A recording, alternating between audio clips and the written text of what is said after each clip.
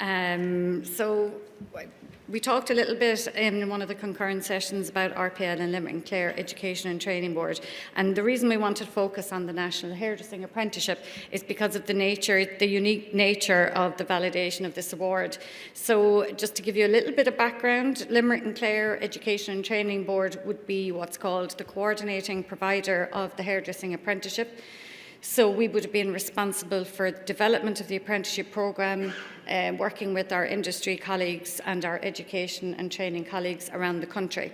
So once you're validated by QQI to deliver the programme, anybody else then that runs the programme is called a collaborating provider.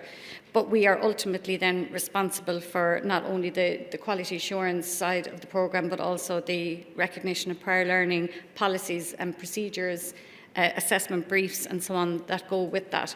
So as part of the programme, I have to stop doing that because I'm losing you.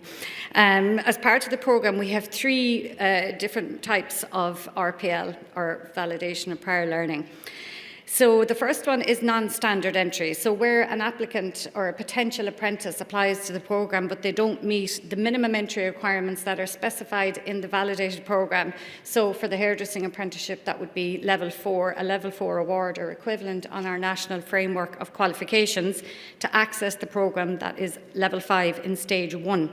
So if somebody doesn't have the criteria through the formal education system to meet those entry requirements, they can achieve access to the programme through recognition of prior learning for non-standard entry.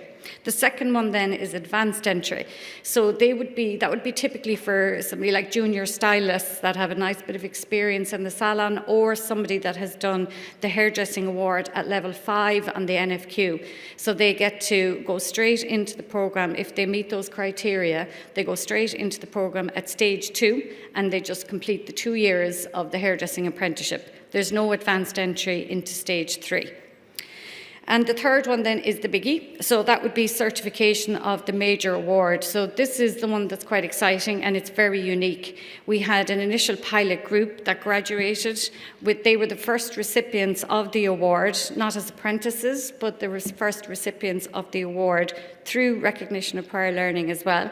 And they graduated in August 2022. And there was 8 of them, so 9 started and 8 finished, which was fantastic. And they are people that would have years and years. We had people with 30, 40 years experience. We had one lady who was about to retire, and that they're finally getting recognition for all their skills and competencies that they've achieved. So what would happen is a workplace mentor could essentially be mentoring a young apprentice in the salon. The apprentice could get the qualification and their mentor might not have any qualification because there was no nationally recognised qualification in hairdressing in Ireland before the hairdressing apprenticeship. So this was a really big deal for the industry and it meant so much for them. So following the pilot group's graduation then, we did an extensive evaluation of the process. We looked at the briefs, we looked at the external authenticators' reports and so on, and we modified things and corrected things and added bits in and took bits out. And we had it ready then for a national rollout. So currently, we have it in our College of FET, our Ennis campus. We have 7 people who are actually staff members of Limerick and Clare Education and Training Board. So we're hitting another target there in our own strategic framework for recognition of prior learning for staff. So they are 7 hairdressing teachers and instructors from across the organisation who are about to come to the end of the RPL process.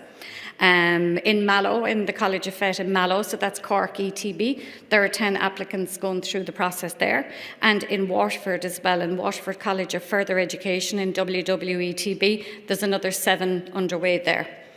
So our new group is starting in Ennis in the coming weeks. So now that it's available to all. Remember I told you about collaborating providers. So we provide them with the handbooks, the QA processes, the briefs, the rubrics and everything they need to run it. But they need experienced staff, and this is the problem. So under the things to consider there, it's their own capacities, their own staff capacity. So we did have some members of staff from Waterford and from Cork attend our own recognition of prior learning in-house professional development in Limerick and Clare, just to give them an understanding. Because we have to support the process, but we actually can't physically, there's only a few of us, train everybody around the country. So they need to be ready to roll out this process if they want to be able to offer it to the hairdressers. And then, of course, that final piece there about we're currently going through revalidation of the programme. We've included new things like diverse hairs such as Afro-Caribbean hair and Asian hair, and all those things will have to be added into the programme as well. So that's just another update to the process. Thanks, Grace. Am I okay? Thank you. Thanks, Patsy. Thank you very much.